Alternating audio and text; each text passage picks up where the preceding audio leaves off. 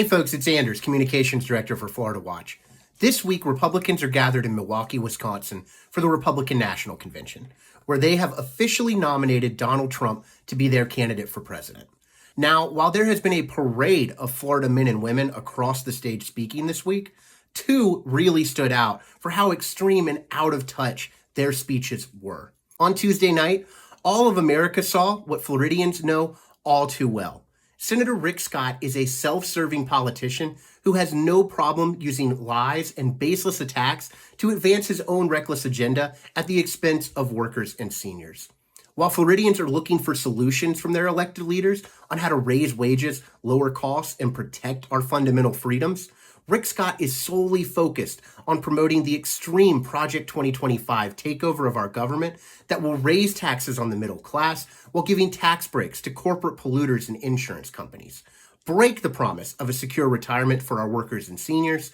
and ban abortion for patients in need of care.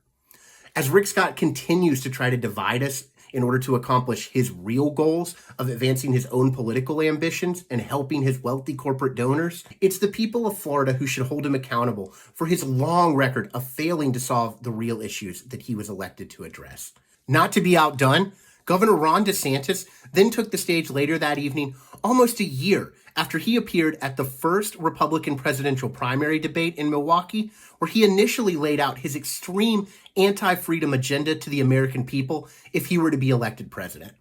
At his speech on Tuesday, he doubled down on that overheated and dangerous rhetoric, which was roundly rejected by the American people during his failed campaign.